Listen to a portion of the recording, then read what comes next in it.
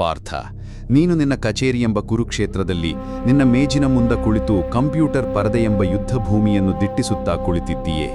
ನಿನ್ನ ಗಾಂಡೀವದಂತೆ ಭಾರವಾದ ಮೌಸ್ ಕೈಯಲ್ಲಿದೆ ಮತ್ತು ಅರ್ಜುನನ ಮನಸ್ಸಿನಲ್ಲಿದ್ದಷ್ಟೇ ವಿಷಾದ, ಅನಿಶ್ಚಿತತೆ ನಿನ್ನ ಮನದಲ್ಲಿ ತುಂಬಿದೆ. ನಿನ್ನನ್ನು ಸುತ್ತುವರೆದಿರುವುದು ಬಾಣಗಳಲ್ಲ, ಬದಲಿಗೆ ಇಮೇಲ್ಗಳ ಸುರಿಮಳೆ. ನಿನ್ನ ಶತ್ರುಗಳು ಕೌರವರಲ್ಲ, ಬದಲಿಗೆ ಸಮೀಪಿಸುತ್ತಿರುವ ಗಡುವುಗಳು, ಡೆಡ್ಲೈನ್ಸ್, ತಲುಪಲಾಗದ ಗುರಿಗಳು, ಟಾರ್ಗೆಟ್ಸ್ ಮತ್ತು ಬೆಟ್ಟದಂತೆ ಬೆಳೆಯುತ್ತಿರುವ ಕೆಲಸದ ಹೊರೆ. ಈ ಪ್ರಾಜೆಕ್ಟ್ ಅನ್ನು ಸಮಯಕ್ಕೆ ಮುಗಿಸಲು ಸಾಧ್ಯವೇ? ನನ್ನ ಕಾರ್ಯಕ್ಷಮತೆಯ ವಿಮರ್ಶೆಯಲ್ಲಿ ಏನಾಗುವುದೋ? ಬೋನಸ್ ಕಡಿತವಾದರೆ ನನ್ನ ಮನೆಯ ಸಾಲ, ಮಕ್ಕಳ ಶಿಕ್ಷಣದ ಗದಿಯೇನೋ ಎಂಬ ಯೋಚನೆಗಳು ನಿನ್ನನ್ನು ಕಬಳಿಸುತ್ತಿವೆ. ಈ ಒತ್ತಡದ ಚಕ್ರವ್ಯೂಹದಲ್ಲಿ ಸಿಲುಕಿ ಅದರಿಂದ ಹೊರಬರುವ ದಾರಿ ಕಾಣದೆ ನೀನು ಹತಾಶನಾಡಿದ್ದೀಯೆ. ನಿನ್ನ ಈ ಸ್ಥಿತಿಯನ್ನು ನಾನು ಅರಿಯಬಲ್ಲೆ, ಏಕೆಂದರೆ ಪ್ರತಿ ಯುಗದಲ್ಲೂ ಕುರುಕ್ಷೇತ್ರವು ತನ್ನ ರೂಪವನ್ನು ಬದಲಾಯಿಸುತ್ತದೆಯಷ್ಟೇ, ಆದರೆ ಅದರೊಳಗಿನ ಮಾನಸಿಕ ಸಂಘರ್ಷ ಒಂದೇ ಆಗಿರುತ್ತದೆ.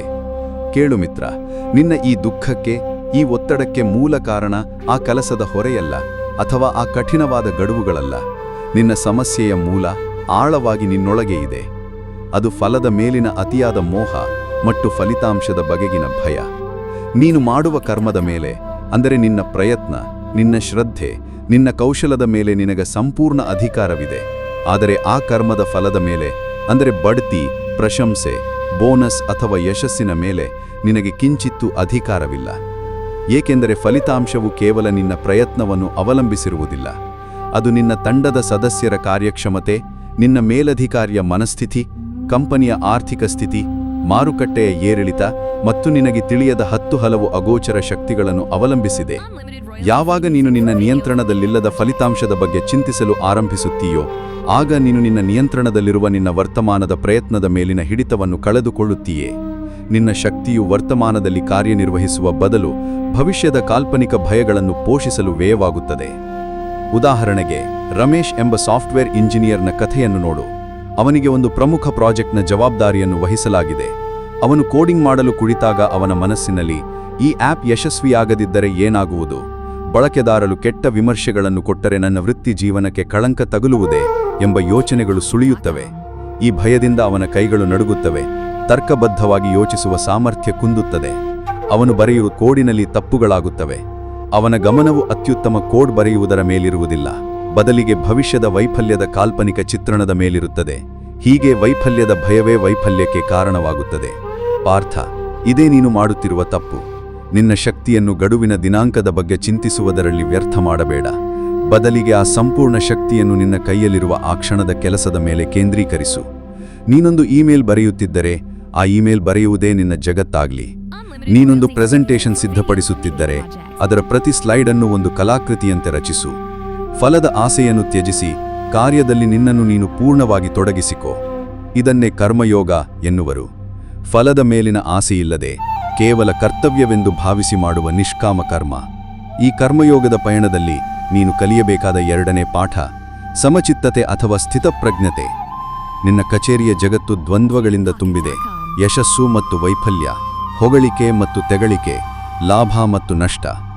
ನೀನೊಂದು ಪ್ರಾಜೆಕ್ಟ್ ಅನ್ನು ಯಶಸ್ವಿಯಾಗಿ ಮುಗಿಸಿದಾಗ ನಿನ್ನ ಬಾಸ್ ನಿನ್ನನ್ನು ಹೊಗಳುತ್ತಾರೆ, ಸಹೋದ್ಯೋಗಿಗಳು ಅಭಿನಂದಿಸುತ್ತಾರೆ. ಆಗ ನಿನ್ನ ಅಹಂಕಾರವು ಹಿಗ್ಗಿ, ನಾನೇ ಶ್ರೇಷ್ಠ, ನನ್ನಿಂದಲೇ ಇದೆಲ್ಲ ಸಾಧ್ಯವಾಯಿತು ಎಂದು ಭಾವಿಸುತ್ತೀಯೇ. ಅದೇ ರೀತಿ ಮತ್ತೊಂದು ಪ್ರಾಜೆಕ್ಟ್ ವಿಫಲವಾದಾಗ ಎಲ್ಲರೂ ನಿನ್ನನ್ನು ದೂಷಿಸುತ್ತಾರೆ. ಆಗ ನೀನು ಕುಗ್ಗಿ ಹೋಗ್ಬಿಟ್ಟು, ನಾನು ನಿಷ್ಪ್ರಯೋಜಕ, ನನ್ನಿಂದ ಏನೂ ಸಾಧ್ಯವಾಗದಿಲ್ಲ ಎಂದು ಕೊರಗುತ್ತೀಯೇ. ಪಾರ್ಥ, ಈ 2 ಸ್ಥಿತಿಗಳು ನಿನ್ನ ಮನಸ್ಸಿನ ಶಾಂತಿಯನ್ನು ಕದಡುವ ಬಿರುಗಾಡಿಗಳು. ಸ್ಥಿತಪ್ರಜ್ಞತೆ ಎಂದರೆ ಯಶಸ್ಸು ಬಂದಾಗ ಹಿಗ್ಗದೆ, ವೈಫಲ್ಯ ಬಂದಾಗ ಕುಗ್ಗದೆ, ಎರಡನ್ನೂ ಸಮಾನವಾಗಿ ಸ್ವೀಕರಿಸುವುದು. ಯಶಸ್ಸು ಕೇವಲ ಒಂದು ಘಟನೆ, ಅದು ನೀನಲ್ಲ.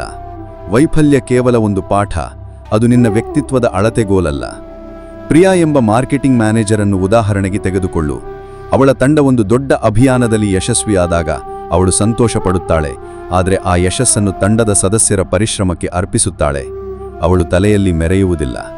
ಕೆಲವು ತಿಂಗಳ ನಂತರ ಮತ್ತೊಂದು ಅಭಿಯಾನ ವಿಫಲವಾದಾಗ ಅವಳು ನಿರಾಶೆಗೊಳ್ಳುತ್ತಾಳೆ, ಆದರೆ ಹತಾಶಳಾಗುವುದಿಲ್ಲ. ಅವಳು ತಂಡದೊಂದಿಗೆ ಕುಳಿತು, ನಾವು ಎಲ್ಲಿ ತಪ್ಪು ಮಾಡಿದ್ದೇವೆ, ಇದರಿಂದ ನಾವು ಕಲಿಯಬಹುದಾದ ಪಾಠಗಳೇನು ಎಂದು ಶಾಂತವಾಗಿ ವಿಶ್ಲೇಷಿಸುತ್ತಾಳೆ. ಅವಳಿಗೆ ಹೊಗಳಿಕೆಯು ಉತ್ತೇಜನ ನೀಡುವುದಿಲ್ಲ, ತೆಗಳಿಕೆಯು ಕುಗ್ಗಿಸುವುದಿಲ್ಲ. ಅವಳ ಆಂತರಿಕ ಸ್ಥಿಮಿತವು ಹೊರಗಿನ ಫಲಿತಾಂಶಗಳಿಂದ ಅಲುಗಾಡುವುದಿಲ್ಲ. ಗಾಳಿಯು ಸಮುದ್ರದ ಮೇಲ್ಮೈಯಲ್ಲಿ ಅಲೆಗಳನ್ನು ಎಬ್ಬಿಸಬಹುದು, ಆದರೆ ಸಮುದ್ರದ ಆಳವನ್ನು ಅಲ್ಲಾಡಿಸಲು ಸಾಧ್ಯವಿಲ್ಲ. ನೀನು ಆ ಸಮುದ್ರದ ಆಳದಂತೆ ಸ್ಥಿರವಾಗಿರು. ಈ ಸಮಚಿತ್ತತೆಯೇ ಒತ್ತಡವನ್ನು ನಿವಾರಿಸುವ ದಿವ್ಯ ಔಷಧಿ. ಮೂರನೇದಾಗಿ, ನಿನ್ನ ಕೆಲಸದ ಸ್ವರೂಪವನ್ನೇ ಬದಲಾಯಿಸುವ ಒಂದು ಅದ್ಭುತ ದಾರಿಯಿದೆ. ಅದು ನಿನ್ನ ಪ್ರತಿಯೊಂದು ಕಾರ್ಯವನ್ನು ನನಗೆ ಸಮರ್ಪಿಸು ಎಂಬುದು. ನೀನು ಬೆಳಿಗ್ಗೆ ನಿನ್ನ ಲ್ಯಾಪ್ಟಾಪ್ ತೆರೆದಾಗ, ನಾನು ನನ್ನ ಸಂಬಳಕ್ಕಾಗಿ, ನನ್ನ ಬಡ್ತಿಗಾಗಿ ಕೆಲಸ ಮಾಡುತ್ತೇನೆ ಎಂದು ಭಾವಿಸುವ ಬದಲು, ಹೇ ಕೃಷ್ಣ, ಈ ದಿನದ ನನ್ನೆಲ್ಲ ಕಾರ್ಯಗಳನ್ನು, ನನ್ನ ಶ್ರಮವನ್ನು, ನನ್ನ ಬುದ್ಧಿಯನ್ನು ನಿನಗೆ ಸಮರ್ಪಿಸುತ್ತಿದ್ದೇನೆ. ಈ ಕೆಲಸವು ನಿನ್ನ ಸೃಷ್ಟಿಯ ಒಂದು ಸಣ್ಣ ಭಾಗವಾಗಿ ನಾನು ಸಲ್ಲಿಸುತ್ತಿರುವ ಸೇವೆ ಎಂದು ಭಾವಿಸು.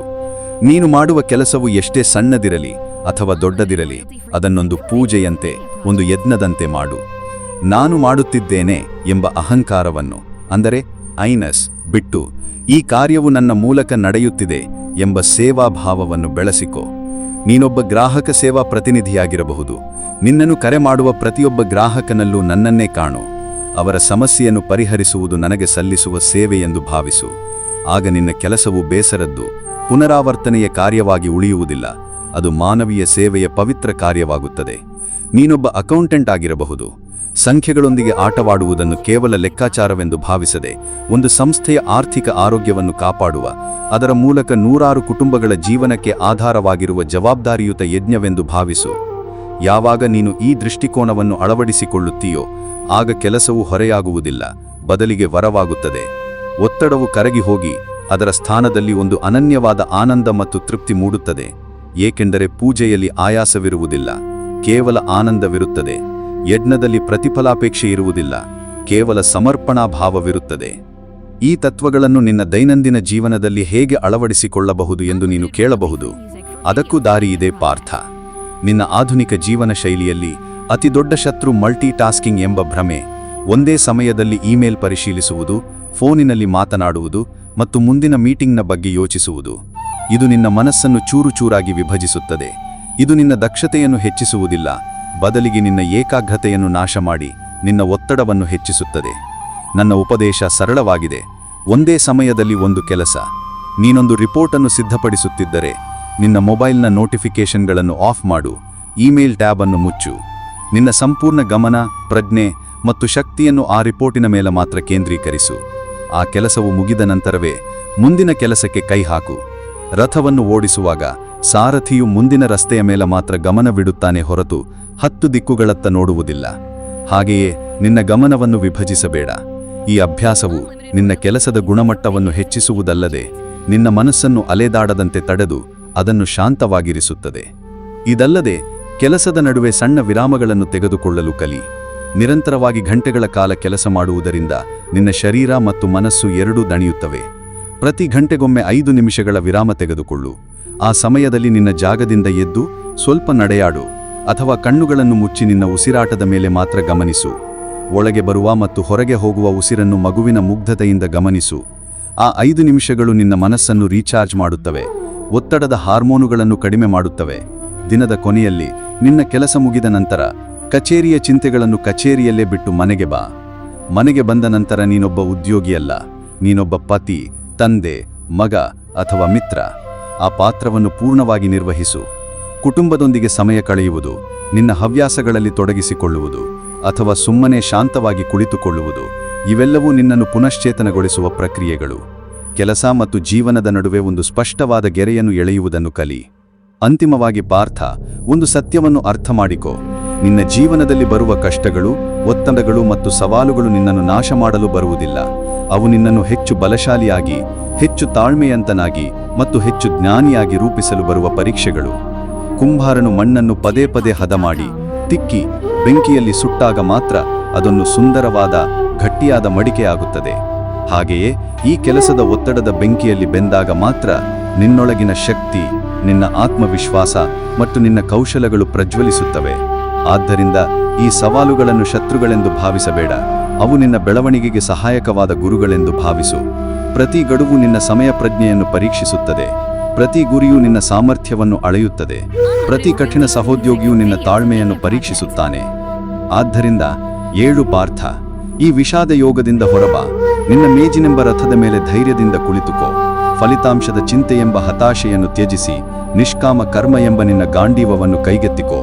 ಸಮಚಿತ್ತತೆ ಎಂಬ ಕವಚವನ್ನು ಧರಿಸು. ನಿನ್ನ ಪ್ರತಿಯೊಂದು ಕಾರ್ಯವನ್ನು ನನಗೆ ಅರ್ಪಿಸುವುದರ ಮೂಲಕ ನಿನ್ನ ಕೆಲಸವನ್ನೇ ಪೂಜೆಯನ್ನಾಗಿಸು. ವರ್ತಮಾನದ ಕ್ಷಣದಲ್ಲಿ ಪೂರ್ಣವಾಗಿ ಬದುಕು. ಆಗ ಗಡುವುಗಳು ಕೇವಲ ದಿನಾಂಕಗಳಾಗಿ ಉಳಿಯುತ್ತವೆ, ಗುರಿಗಳು ಕೇವಲ ಸಂಖ್ಯೆಗಳಾಗಿ ಕಾಣುತ್ತವೆ ಮತ್ತು ಕೆಲಸದ ಹೊರೆಯು ಕೇವಲ ನಿರ್ವಹಿಸಬೇಕಾದ ಕಾರ್ಯಗಳ ಪಟ್ಟಿಯಾಗುತ್ತದೆ. ಇವ್ಯಾವೂ ನಿನ್ನ ಆಂತರಿಕ ಶಾಂತಿಯನ್ನು ಕದಡಲು ಸಾಧ್ಯವಿಲ್ಲ. ಆಗ ನೀನು ಕೇವಲ ಒಬ್ಬ ಯಶಸ್ವಿ ಉದ್ಯೋಗಿಯಾಗುವುದಿಲ್ಲ, ನೀನೊಬ್ಬ ಕರ್ಮಯೋಗಿಯಾಗುತ್ತೀಯೇ. ನಿನ್ನ ಕಚೇರಿಯೇ ನಿನ್ನ ಸಾಧನೆಯ ಕ್ಷೇತ್ರವಾಗುತ್ತದೆ ಮತ್ತು ನಿನ್ನ ಜೀವನವು ಒತ್ತಡದ ಕಥೆಯಾಗುವ ಬದಲು ಆನಂದ, ಶಾಂತಿ ಮತ್ತು ತೃಪ್ತಿಯ ಮಹಾಕಾವ್ಯವಾಗುತ್ತದೆ. ನೆನಪಿಡು, ನಾನು ಸದಾ ನಿನ್ನೊಂದಿಗೆ, ನಿನ್ನೊಳಗೆ, ನಿನ್ನ ಸಾರಥಿಯಾಗಿ ಇರುತ್ತೇನೆ. ನೀನು ಮಾಡಬೇಕಾದ್ದು ಇಷ್ಟೇ: ಶ್ರದ್ಧೆಯಿಂದ ನಿನ್ನ ಕರ್ತವ್ಯವನ್ನು ಮಾಡು, ಉಳಿದದ್ದನ್ನು ನನಗೆ ಬಿಟ್ಟು ಬಿಡು.